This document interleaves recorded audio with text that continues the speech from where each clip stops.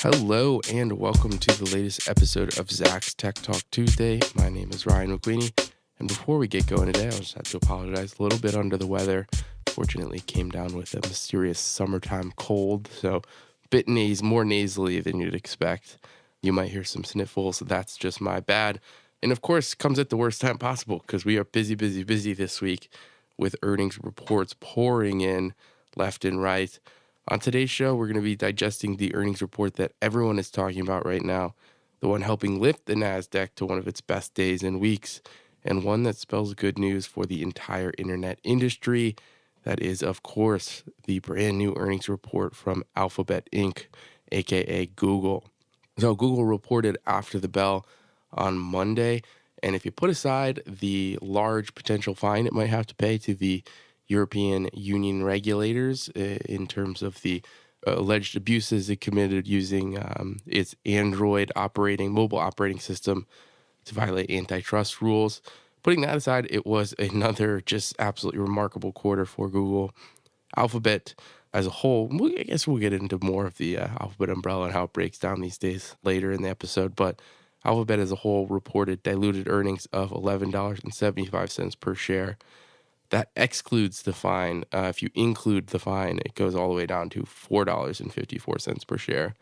And that figure also included a $1.17 per share benefit from a new accounting standard that changes the way companies account for equity security investments.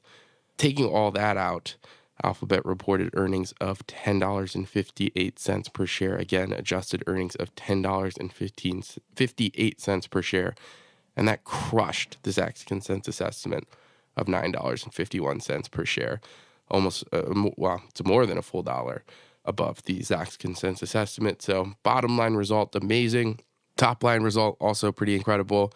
Total revenue of $32.7 billion.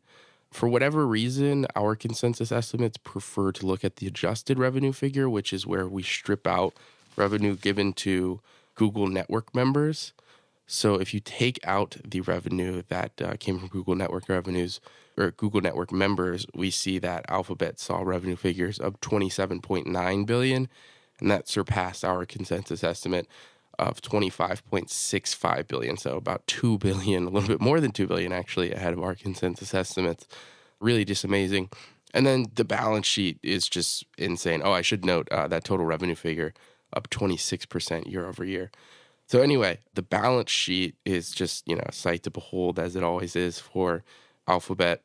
Operating income was $7.9 billion before the fine. That's down to $2.8 billion after, but that's a operating margin of 24%, excluding the fine, which is just crazy. Free cash flow reached $4.66 billion in the quarter, which is, remember, that fine that they got was $5 billion. So you're essentially, you could pay off the whole fine with 1 quarter's worth of free cash flow. And that's, an historic fine, one of the largest fines ever levied against a U.S. company. And it's like, oh, yeah, whatever. It was one quarter out of the free cash flow. What's the difference to us? So just an amazing balance sheet. But I think digging into it deeper, we also need to kind of talk about where that revenue is coming from for Alphabet, because it really is a remarkable growth story still from the company's advertising unit. I think one that is so crazy that kind of speaks to the overall health of the internet industry. For as many headwinds as the industry has faced this year, as we've discussed, like kind of a changing tide in terms of public perception of data privacy and data security, still plenty of people online, plenty of people searching, plenty of people experiencing and engaging with these advertisements. Advertising revenue is $28.1 billion in the quarter. That's up 24% year over year. 24% year over year growth in advertising for Alphabet Inc., the Google parent company, which has been primarily an advertisement company since the day it started. So just crazy. Paid clicks on Google properties soared 60%, almost 60%, 58% to be specific. As the cost per click goes down with the shift to mobile continuing more and more, which has been kind of a trend now for the last couple of years, the number of total paid clicks is even more important because you kind of have to offset the difference there.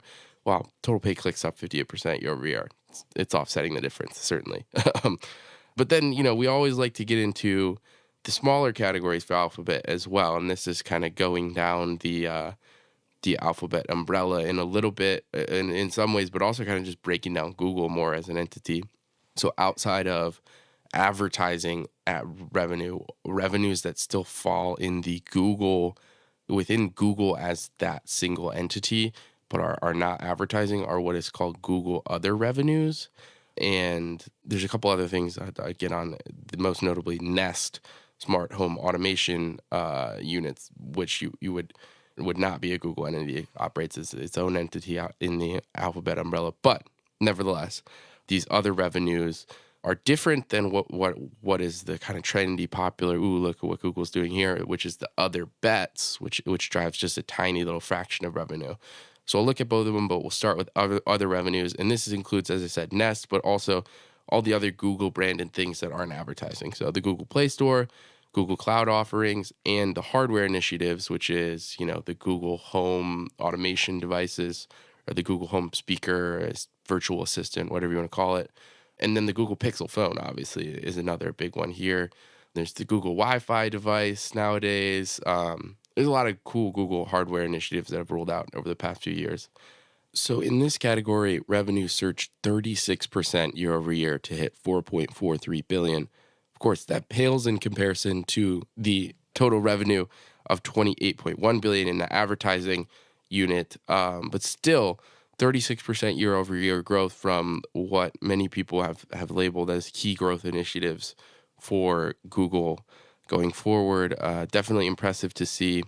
And then the other even faster growing segment, revenue segment, is the other bets category, which is much smaller even still than other revenues, but one where we always look for the next big thing to be popping out of. Recently, the Nest smart home automation unit, the smart thermostats, basically, that was an other bets project, and then it moved into the other revenues. So we're kind of looking for what's going to be the next Nest, essentially, what's going to move out of other bets maybe at one day or at one point. And other bets, what the next big thing could be is Google Fiber. This is one of the revenue generating divisions here. A lot of these things are just projects that don't generate any revenue. Google Fiber is, of course, broadband internet services in select cities. There's also the Alphabet's life sciences brand, Verily, and a bunch of other outside-the-box initiatives. Other bets revenues actually climbed 50% from $97 million to hit $145 million. $145 million compared to category which has $4.4 billion and $28.1 billion is basically nothing, of course. But again, you want to kind of see what could be the next big thing. Could fiber eventually, kind of expand nationwide and come out of other bets into something else? Maybe. I think what people love to why people love to talk about other bets is there's still some of this mystery around it, where we simply don't know everything that Google's doing. And to me, that kind of conjures images of secret projects in code-named buildings with people all on NDAs. I don't know if any of that's actually happening, and if it doesn't really drive any revenue.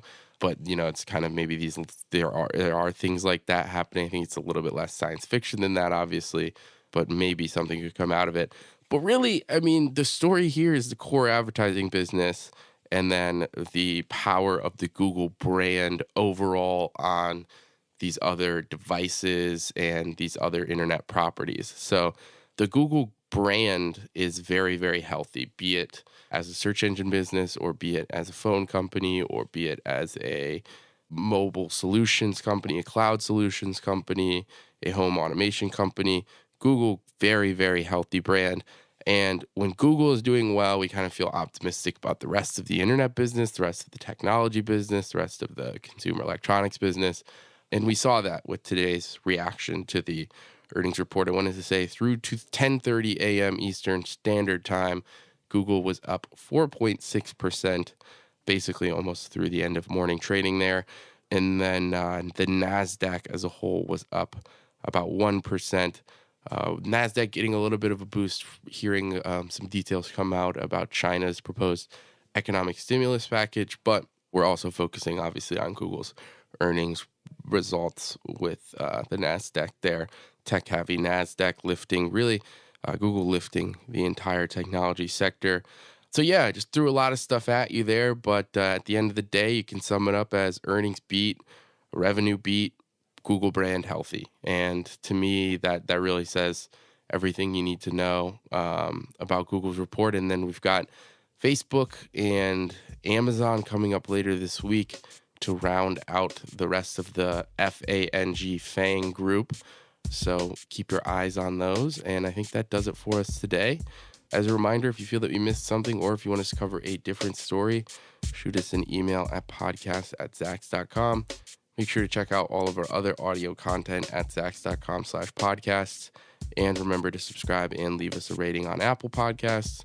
Also available now on Spotify. If you prefer to get your podcasts there, just search Zacks Investment Research and you should be able to find all of our shows. Thank you so much for listening to the Zacks Tech Talk Tuesday podcast. We'll see you next time.